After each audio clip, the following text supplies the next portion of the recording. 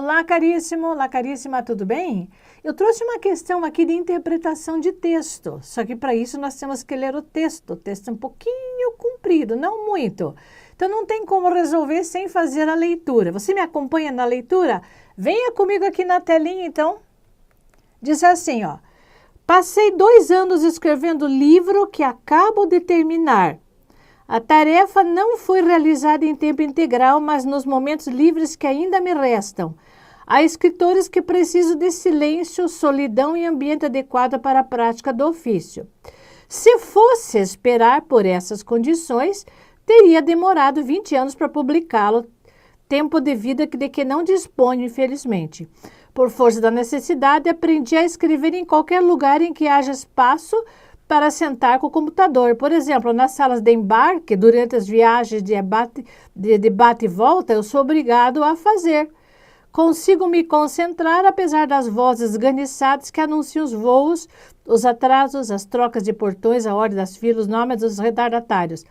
Mal o avião levanta voo, puxo a mesinha e abro o computador.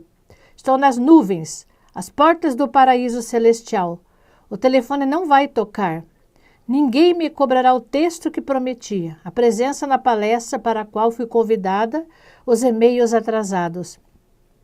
Minha carreira de escritor começou com a edição com a Estação Carandiru, publicado quando eu tinha 56 anos.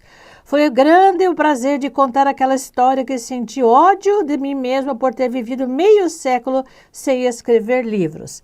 Então, caríssimo, você está vendo que o texto é do Drauzio Varela, que ele está falando sobre o prazer de escrever livros, que só depois de 50 anos é que ele foi descobrir que ele tinha capacidade para escrever livros, para escrever obras, tá? Estruturar texto, fazer um romance.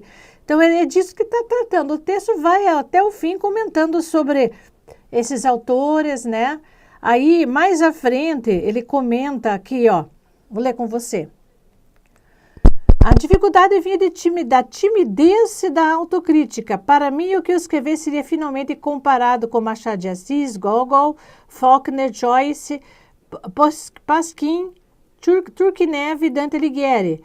Depois do que disseram esses e outros gênios, que livro valeria a pena ser escrito? A resposta encontrei em On Writing, livro que reúne entrevistas e textos de Ernest Hemingway sobre o ato de escrever. Em conversa com o estudante, Hemingway diz que ao escritor de nossos tempos cabem 2 alternativas: escrever melhor do que os grandes mestres já falecidos ou contar histórias que nunca foram contadas. De fato, se eu escrevesse melhor do que Machado de Assis, poderia recriar personagens como Dom Casmurro, descrever com mais poesia e olhar a ressaca de Capitu. Restava outra alternativa, a vida numa cadeia com mais de 7.000 presidiários na cidade de São Paulo nas últimas décadas do século XX. Não poderia ser descrita por Tchekov, Homero ou pelo padre Antônio Vieira.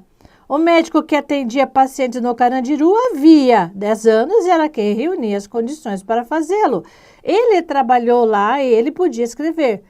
Seguindo os meus critérios, publiquei outros livros. As cotoveladas, a literatura abriu espaço em minha agenda. Há escritores talentosos que se queixam dos tormentos e das angústias inerentes ao processo de criação. Não é o meu caso, escrever só me traz alegria. Agora, vamos ver as perguntas. O seu texto, o autor fala do quê, gente? O que se acha? Dificuldade em publicar livro? Não. Do assunto do seu último livro? Não, que ele faz outros. De seus planos para o futuro? Não. Da linguagem usada em seu texto, não, mas de seu prazer em escrever, tá? Ele tem prazer em escrever. Tá aí a resposta, ok.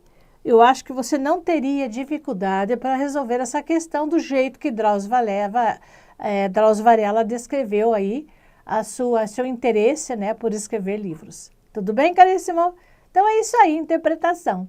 Tchau.